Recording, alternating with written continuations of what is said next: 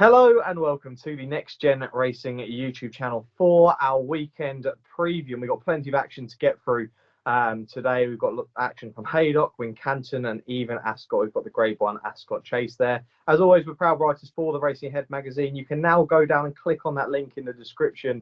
Select payment option 1, put free issue in there. It's on the screen now and you'll get a free digital copy of the Racing Ahead magazine where you'll get to see a great article from us and some good trainer interviews in there as well. A lot of people, Jack, they tend to slate the run up to Cheltenham with saying there's poor racing, but I have to disagree at the moment. I think we've got a really decent weekend's action, really competitive, and look, we've just come off last weekend with a 20-1 and 12-1 winner. We're looking forward to finding some more this week. Yeah, I don't usually say it, but I was saying to you before we came on air, I think this week I've got the lucky quarter zip on, the one that I wore when putting up Glory and Fortune. I think we're going to have a good week this weekend, I mean, it's weird because, of course, with the new Lingfield meeting and then the Dublin Racing Festival, it still feels that we've had some top-class quality action week after week in January and February. As you said, we get slated a lot for not very good action, but I think we've had some quality and competitive action, and long may it continue. Yeah, we've got plenty to get through today as well. And we are going to kick things off at Haydock, where conditions at the moment are heavy. And look, there's no guarantee that we're actually going to get much racing this weekend. Who knows what this storm is going to do? But hopefully we get some action come Saturday. But we'll kick things off with the Rendlesham hurdle. This is at 2:05. It's a 3-mile Grade 2. And Thomas Darby's your 15-8 favourite here. Molly Ollie's Wishes is 5-2. Third Wind 9-2. Topville Bend 7-1. Emiton 11 and Holstone is 12-1. An interesting one here because I've seen a lot of people, Jack, with regards to the stayers market being quite competitive still at the moment, saying that Thomas Darby could still be a live contender. Do you think he's the one to beat in here?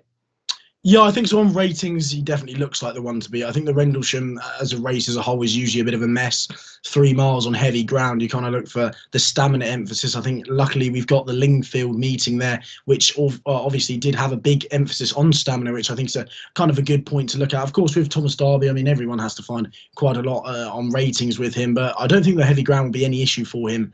Of course, he got the better of Song for Someone on similar ground at Ascot a couple of years ago over 2 mile 3, but I'm just not too sure there's much wriggle room in the price at about 7-4, 15-8, 2-1. I think he's probably best price somewhere around there. I don't think there's too much wiggle room, and one of the last 12 favourites have won this, so I think it is probably best to look elsewhere. Both him and Third Wind are giving weight away to both Molly Ollie's Wishes and Topville Ben, and I think Molly Ollie's Wishes and Topville Ben will both benefit from this. I mean, Molly Ollie's Wishes definitely clearly has more to come over this trip, but with Molly Ollie's Wishes, I'm just not sure that the 3 miles on heavy ground is going to pay to her favours. I know she's won on heavy ground in the past, but I just think 3 miles on these testing conditions could actually be to the detriment of her performance. So I think I'm probably just going to side with Topville Ben, who's a respectable price. He's kind of a mid-range price at the moment. A little bit of money's come for him as well.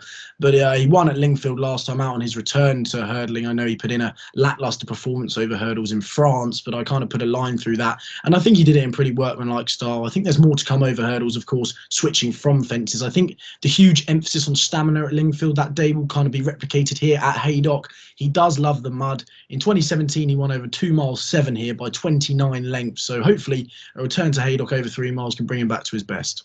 Right, yeah. I mean, I landed on 2 of the same horses, but I quite like Molly Ollie's Wishes here. Like you say, the weight allowance is there as well. And I thought her performance last time, we actually fancied my sister Sarah, the time that she won at Ascot last time. I just thought that Molly Ollie's Wishes, despite making a few errors, look towards the line, looked like was emptying slightly. But if they can improve the jumping of this horse, I think there is plenty more to come. I think that Third Wind is fascinating because his heavy ground form isn't actually that bad. If you go back to the last season's Long Walk, which was run on heavy, where we had the likes of Paisley Park and Time Hill, who weren't exactly probably in their prime, but they were still at the time very decent horses, and he ran a decent race in that, finishing 5th. And I think he does bring a lot of good form from heavy sort of going into this race. But Molly Ollie's Wishes won on soft ground last time, beating my sister Sarah. I do think my sister Sarah is a fairly decent type, and I think this contest could be open for a mare to go and win it, and Molly Ollie's Wishes will be the selection for myself. So Molly Ollie's Wishes for me, and Topville Ben for Jack in the Rendlesham hurdle at Haydock. Right, let's go on to the 2:40 now. This is the Grand National Trial Handicap Chase. This is over 3.5 miles. Secret Reprieve is your 11-4 favourite. Sam Brown and On Guard are 6-1. Black Lion 8-1. Bristol Demai, the legend, is 9-1. The Galloping Bear 10-1. Time to Get Up, Mint Condition, and Lord de Menil 12-1 and 20-1 bar these. Now, I actually quite like one here who's some bookmakers have had him well backed, and that's Time to Get Up, who's a horse for the JP McManus ownership. And I just think that the win in the Midlands National last season was very impressive. Now, that was on good to soft ground, but if we go back to kind of this time last year, the horse won on heavy in decent style at Wincanton, which I was, very, very impressed by. He's only £6 higher than his Midlands National win. And I think that potentially this trip here could actually be ideal on the heavy going. I think it could be well suited. I think there's plenty in here that could go off a decent pace. And I just think that he could be the one to beat. I mean, he has gone up a stone since that run at Wincanton last year, and it could take its toll. But I just think that if you go back and watch that run at Wincanton, he was very strong up to the line. He seemed to relish the conditions. He's only a 9-year-old in here, so in these sort of staying chases, he is kind of, young and still got plenty more to come potentially. And Time to Get Up, he's 12 to 1 at the moment. I think that John Joe Neal Jr. and John Joe Neal will have a decent winner here potentially, but I'll be backing him each way on Saturday due to this heavy going. I think we could see plenty of shocks. Jack, Bristol de Mai is in here. We'd usually be saying with Bristol de Mai, heavy ground at Haydock, it'd be like Liverpool at Anfield. He should be winning everything, but it is definitely a competitive race. Yeah, it really is. I mean, carrying 11 stone 12, I mean, he's going to have to put in an almighty performance off top weight, isn't he? And I think probably at 7 to 1, there's a little bit of each way value elsewhere. Secret Reprieve, of course, you can't leave him out. He's been dropped £2 for his latest run in the Welsh National. Of course, if he's on song, he's probably going to be too good for them, but his price suggests that. And on these conditions, I think you kind of have to look elsewhere. And I've also landed on Time to Get Up. I think he probably needed the run last time out at Aintree. I mean, the Midlands National win was very nice, but I just can't go over how progressive he is. He's so unexposed. He's only had 5 runs over fences. Of course, he's only off 144 still. I think this mark still underestimates his ability. And if I'm being honest, I can see him actually winning this very, very comfortably. I mean, he's 9 to 1, but I could see a big each way play coming in here. Okay, very interesting indeed. Time to Get Up. Yeah, he's very progressive, and hopefully he can go and do the business this week. And he is best price at the moment, 12 to 1. Just prior to this is Thursday night that we're previewing. The price may change, but looking at Odds Checker, who we're going through price at the moment, he's 12 to 1 on there with some bookmakers, so do look out for the price with him. But Jack and I are fairly confident he's going to run a decent race. Now let's go on to the final race we're going to be previewing at Haydock. This is the 350, which is the Albert Bartlett Prestige Novices Hurdle. This is a grade 2 over 3 miles, obviously a potential trial for the Albert Bartlett in only, just over 3 weeks' time. Man, I cannot wait. Hillcrest is your 5-4 favourite here. Green Book for the Venetia Williams yard, who just can't do anything wrong at the moment, 9 to 4. High Stakes and Scipion 15 to 2. Crystal Glory 11s. Angler's Crag is 12 to 1, and then I think it's Ready Steady Bows 20 to 1 in here. A lot of punters in here are possibly going to give another chance to Hillcrest, Jack, and you can definitely see why. The fall last time, it was a massive shame, but this horse has shown tons and tons of ability, and he is massive. Like, you look at this horse, I don't know whether you were actually at Cheltenham, Jack, because I haven't actually seen him in the flesh, but on TV he looks an absolute giant. Do you think he takes the beating here? Yeah, he definitely takes the beating, but goodness me, what you were saying, I was in the parade ring when he was going past, I was scared. Goodness me, he's humongous. He's absolutely massive. I mean, as time goes on, he's probably going to get only better and better. I'd hate to think if he gets any bigger and fills a frame out as he gets a little bit older, what size he's actually going to be. But no, look, he was very unlucky last time out at Cheltenham, wasn't he? He showed plenty of class beating Iron Maximus, but he's going to be a top-class novice. He is a top-class novice, sorry. But my concern would be, yes, he may be crying out for the trip, but is he crying out for it on heavy ground first time out? I'm really not too sure. 5 to 4 it's not really too much room there to work with. Yes, he's probably the classiest in the race. Is class going to be the thing which tells at the weekend? I'm not too sure on this ground, if I'm being honest. I mean, Green Book definitely made the most of an appealing mark at Sandown to win the handicap, and then of course High Stakes I think has to be respected. He's won 4 point-to-points over 3 miles, so, and last time out put a decent performance in behind Ballygriffin Cottage at Lingfield, which was on testing conditions, so I don't think the ground will be any too much of a problem there. But I'm probably going to side with Scipion again at 15 to 2. I mean, I sided with him last time out, and I think you'll probably be able to grab a double figure price on the day. I know we only have one bookmaker available at the moment, but I mean, of course, I'd be the one to back the maiden, who I hope will go and win a grade 2. But look, I'm looking forward to seeing him going over 3 miles. He was second to Manella Crooner in a point-to-point over 3 miles, and of course, Manella Crooner is now the Albert Bartlett favourite. I mean, Nella Kroon has got rock solid form in behind Journey with Me, bolted up over 3 miles. And although the Nathaniel Lacey Grade 1 may not be the best Grade 1 in the world, has still finished second in a Grade 1. So if you're looking at Cyprian last time out at Warwick, he was hampered 2 out, had to kind of check left, lost a little bit of momentum. He stayed on respectably. He wasn't exactly hitting the line with too much conviction. They finished at about a 98% finishing speed, which was very very contesting conditions. But hopefully the step up and trip, he'll be able to eke out some further improvements. So with only the 7 runners, I'll probably just be having a nice little win bet on Cyprian. Okay, Cyprian, potentially a nice price. You know, all the bookmakers will come out and potentially offer a price on this, and potentially a double figure price. So do wait for that. Look, it's not a race that I'm going to be touching. It's not a race that I've spent too long on. I think if Hillcrest has sort of, you know, recovered from that fall and comes back to his best, I think he might just be too good for these in here, being totally honest. I was very impressed with Green Book. And like I say, the Venetia Williams stable, they are going good guns. And I can see why a lot of people are starting to fancy this Long Presse to beat Bollinger at Cheltenham. I can start to see the reasonings. I think she's in flying form, and she has been all season. It's not one of those, you know, in form during 1 month. She has been in form since the start of the season. So, yeah, very impressive. But I just think that Hillcrest, he's a really classy animal. Like you say, you go back to that Ballymore run on New Year's Day where he beat Iron Maximus, and you even look at the horse that was well beaten in third, Getatonic, who's run a decent race since behind Marie's Rock, who, well, that horse was in the Greatwood, which I'm sure Jack and I will touch upon in a second. But there is some really decent form in there, and I just think that potentially he's going to be very good. He could make a very good chaser come next season. I'm very excited by him. I don't know whether he can get any bigger. But yeah, look, I'm not going to be playing the race at all. Jack likes Cyprian, but I think Hillcrest will do it, but not a horse that I'll be playing this weekend. But that is our last race that we'll be previewing at Haydock. Right, let's go to Wincanton for the only race that we will be previewing at Wincanton. It's the 320. It's the Kingwell Hurdle. It's a Grade 2 over 2 miles. And last year, this race saw me lose my voice and then see me cement my bet on Goshen for a champion hurdle. He's back, and as you can see, he's actually in the thumbnail for this video. We finally let him have his time in the thumbnail for the video. I'm proud of this boy because I'm so happy that he might be back to his best. But look, he's 5 to 6 in here, a very short price. He's taking on Adagio, which we'll discuss the Greatwood form in a second. He's 6 to 4. Favois 16 to 1, and then Flandinabo Lad is 25 to 1. Right, here we go. Head, heart, anti-post slips. I don't know where on earth I need to go here, Jad. Do I just sit back and watch this? I don't know.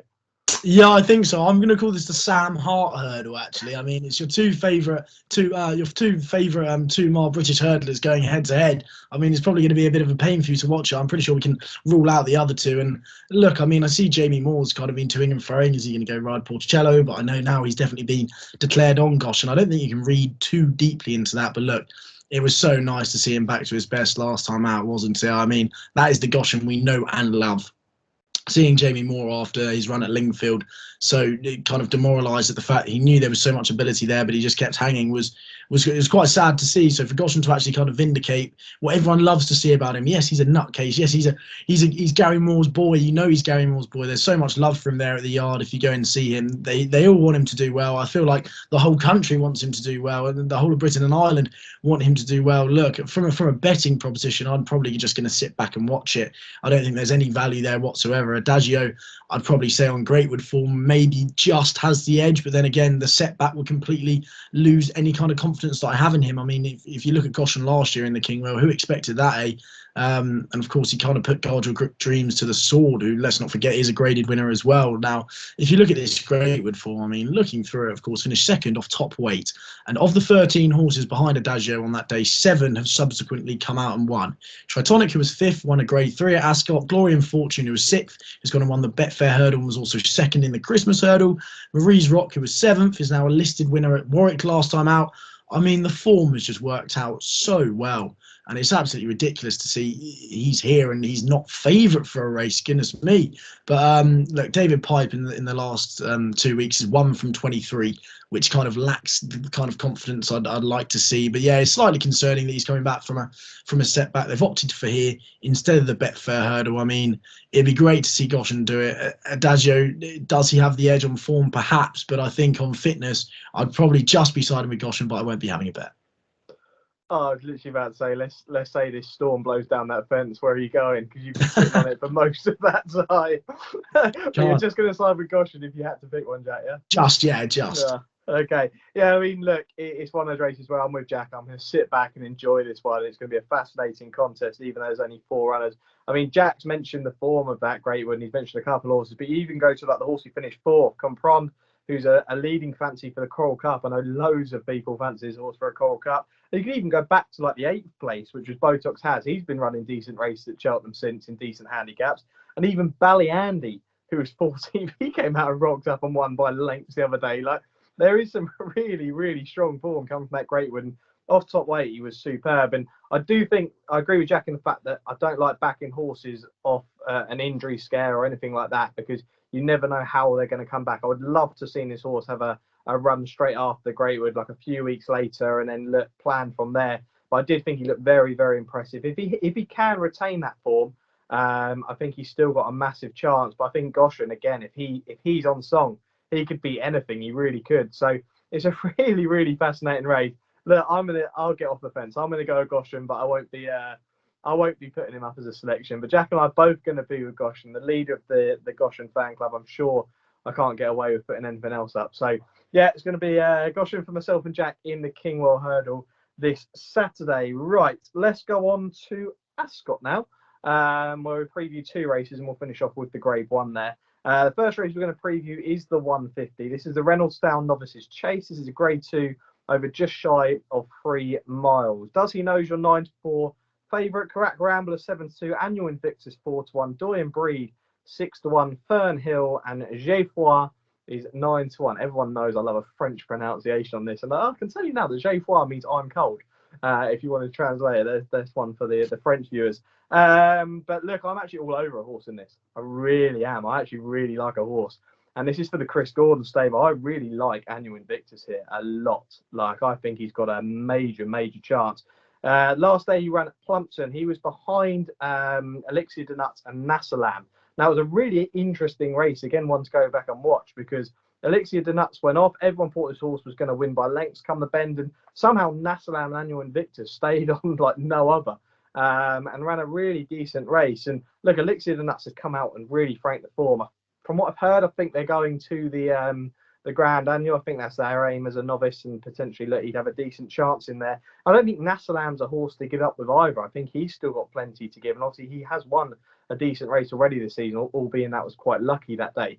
But I just think that Annual Invictus, look, he kept on really strongly. The yard are going at a 22% strike rate at the moment. I was at Fontwell on Thursday, and Chris Gordon, as always, was in good spirits. So I'd like to hope he thinks the horse is going to run a really decent race. And look, he had a really good run from Lord Baddesley in the Betfair Hurdle, finishing 4th at a big price of 6-1 last weekend.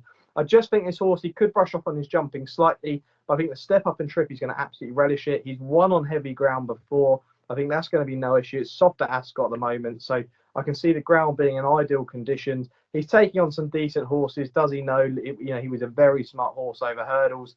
And look, we'll have to see how he gets on. Another one that a lot of people are fancying for some handicaps at Cheltenham. But Annual Invictus, for me, he's going to take some beating at 4-1. I think he's a fairly decent bet. What about yourself, Jack?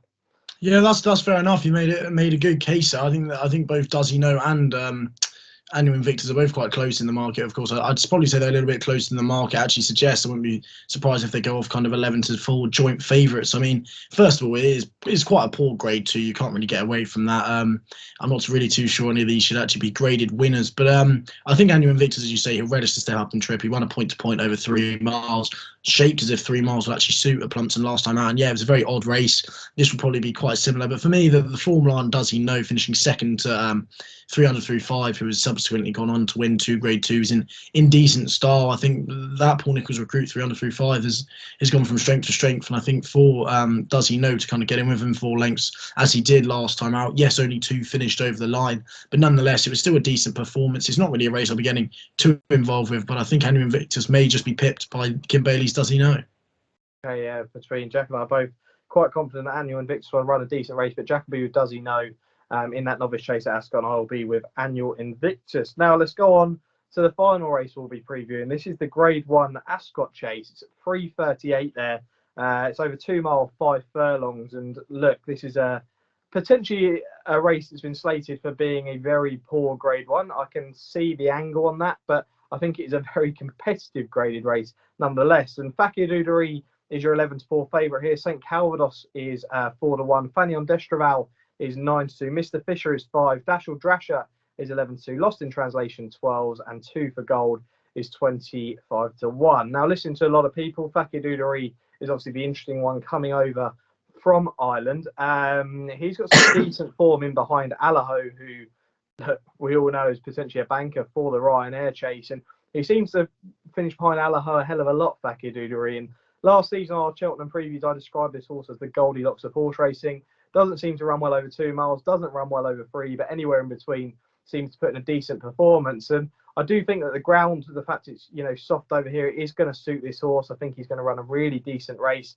I would be sort of looking at the others and thinking Fanion Destraval. I think he was beaten by weight the last day at Ascot. He seems to love it round this course. He puts in some really decent runs. He'd probably be my worry here. Mr. Fisher's fascinating in here because obviously we saw the form franked of his run last week with Eldorado Allen coming out and winning last week at Newbury. I thought that was quite impressive. But he's kind of horse, I don't know why, I just have no trust in Mr. Fisher for some reason. It's just one of those things. And St Calvados must be fascinating here. Last time we saw this horse, third in a King George, and then obviously now dropping back in trip. So that could suit this horse down to a T. And I just think that if Fakir Dudery is going to win a big Grade 1, this has got to be it, because there aren't going to be many better opportunities for a horse like this. I really don't. I think he has all the talent. He did jump really poorly, put in a really poor jump the last day against Allaho, and still only finished 12 lengths behind. Yes, he was well beaten, but I think he could have finished a lot closer, and he's obviously run decent race in the Ryanair as well. I don't know whether that's the plan again after this race, whether they are going to send him back to Cheltenham to run in that, because he didn't run bad. He was just beaten by a superb horse on the day. But yeah, look, I think he's a fair price at 11-4, but I will be giving Fakir Dudery the chance here in the Ascot Chase. What about yourself, Jack? Yeah, I mean, he's kind of just been at the mercy of Allaho, hasn't he, the last twice? And of course, he was last year at Cheltenham as well. And I'm sure they're very happy to be heading somewhere where they don't see his name on the declaration sheet. Look, he should probably be winning this on his best ability. St Calvados, I wouldn't really trust. Second run after wind up, dropping back in trip. Not really too sure that is his optimum trip. And Fanion Destraval, yes, goes well around here. I just don't think he quite has the class of the others, though. I'm quite surprised he's such a short price, if I'm being honest. But for me, I know you said you can't trust Mr. Fisher, but I think 5-1 is actually a cracking price about Mr. Fisher with the 8 runners here, even if you wanted to go each way to get your money back. I mean, they were clearly barking up the wrong tree, trying to send him over 3 miles on his 3 runs before last time out at Kempton. But I mean, on RPRs, it was his joint career best with his win in the Peterborough, which was, of course, beating Kalashnikov, which was a cracking performance in 2020. Now, he jumped very well. He asked for a lot when wanting a response. He did it relatively cosily, in my opinion. Of course, Eldorado Allen has come out and franked that form in the Denman Chase, beating a Royal Pagaille, who I also thought ran a cracking race. I think Mr. Fisher on form looks like he has it all to lose here. I mean, 5-1, I can't believe he'll go off 5-1 on the day. I wouldn't be surprised if he's 7-2 or shorter than that. I think 5-1 is a cracking price, and yeah, I'll be siding with Mr. Fisher. There we go, Mr. Fisher for Jack, the Nick Henson stable, and I'll be with Fakir Dudery for the Joseph O'Brien stable, who I think have had over 50 runners, or just about 50 runners at Ascot, and haven't had a winner there yet, albeit probably a lot of them have been on the flat. But yeah, hopefully Fakir can do the business, but Jack will be with Mr. Fisher. Now, that is it for the preview. Let's get our naps and next best for this weekend. I'll go first and give you both. My nap is going to be Annual Invictus, who's currently 4-1 for that novice chase. They both come from Ascot. And my next best will be Fakir Dudery in the Ascot Chase. I'm not going to be napping up Goshen at 5-6. It'd be criminal for me to do it. I'd be called a cheat for tipping up a horse that's odds on as a nap. Just trying to find another nap that will go in this year for myself. But no, I am going to go with Annual Invictus, my nap, and Fakir Dudery is my next best. Jack, you napping next best? God, that must hurt you not napping up Goshen. I can't do it 5-6 though, can I? No, absolutely not. No, that must really hurt. But no, the nap is going to be Mr. Fisher in the Ascot Chase. I think 5-1 is a far too large a price. I can't see him going off any bigger than 3-1 on the day. And the next best is actually going to come on Sunday at Navan in the 405, the graded novice chase there. And that obviously declarations haven't come out just yet. But if Farouk Delane goes, I think he's very, very much due a big one. Was second to Statler last time out. Was second the day before in the grade 1. And I think he's definitely due a big one here. There's no Statler. I know Run Wild Fred is also entered. But if he goes, I'm not too sure he'll be a fancy price. But I think Farouk Delane could go in the 405 on Sunday. There you go. Potentially a nice winner at Navan on Sunday for Jack. Plenty of good action at Navan come Sunday as well, so do look out for that one. That's it for our weekend preview. It's only 2 weeks now until our Cheltenham preview night. We're joined by Matty Batchelor and Niall Houlihan. We'll be discussing the racing. For those who can't make the evening, there's only 20 tickets left, but if you can't make it, the video of the evening will be up a couple of days later, so you will be able to watch it. That will be up on the 6th, and there will be a competition as well for you guys to get involved with. That's it for this weekend's preview, as I say, but we are going to be back next weekend with a preview of the Ida Handicap Chase from Newcastle and the Winter Derby from Lingfield, as well as the Saudi Cup. We're going to be previewing. Jack, the transition is beginning. The National Hunt and Flat Game is slowly coming, and I have got a nice anti-post tip as well, which I might be able to sneak in next week for the Lincoln. Just because we're previewing some flat, I might try and throw it in there. I've been discussing it with Jack all week. There's plenty of theory behind it, so we'll have to wait and see. But yeah, thanks for watching. Let us know down in the comments who you'll be back in this weekend, and we will see you next week.